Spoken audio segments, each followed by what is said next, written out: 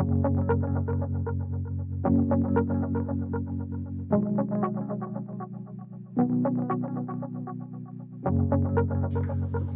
you a dreamer?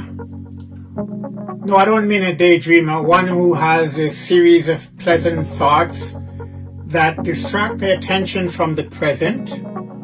No, I'm talking about stories that our minds create while we sleep, or those that God creates in our minds. They can be vivid, seem perfectly rational, or confusing. In the scripture, God uses dreams to predict the outcome of certain situations or events in people's lives. Such dreams were those that Joseph, the beloved son of Jacob, had as a youngster. Those dreams predicted that one day he would become a ruler and that his entire family would bow down before him and pay homage. But on the way to becoming a ruler, the path took him through hatred by his envious brothers to a pit in the ground, then being sold as a slave, ended up in Egypt, where he resisted temptation but ended up in prison before his dreams were realized.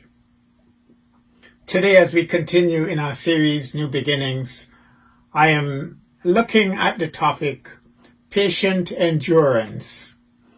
One thing that Joseph learned, and from which we could benefit, is that it is not always wise to share your dreams with others at a very early stage. By sharing his dreams with his brothers, he was seen as a kind of boastful and prideful person that needed to be silenced. In just a short time, Joseph plummeted from being that favored son to being a slave in Egypt. What a descent! His brothers had plotted to murder him, but when some traders passed by, they got rid of him instead by selling him off as a slave. In Genesis 37, verse 10, we read, when Joseph told his father as well as his brothers about his dreams, his father rebuked him and said, "What is this dream you had? Will your mother and I and your brothers actually come and bow down to the ground before you?" Perhaps God has birthed a dream in your heart, but you are encountering obstacles after obstacles along the way to realizing your dream. Take heart.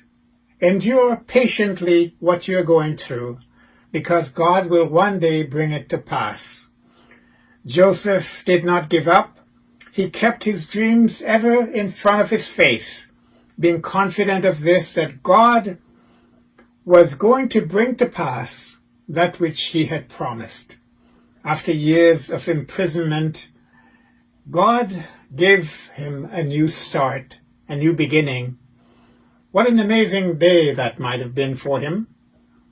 Within hours, he was transfigured from a dungeon, forgotten and seemingly without a future, to becoming a ruler in Egypt, second only to the king.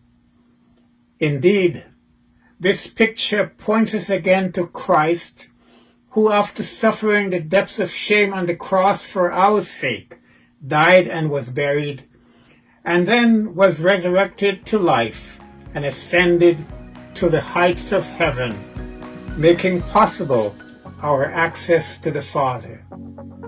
In similar fashion, we are to patiently endure until we receive that which God has promised.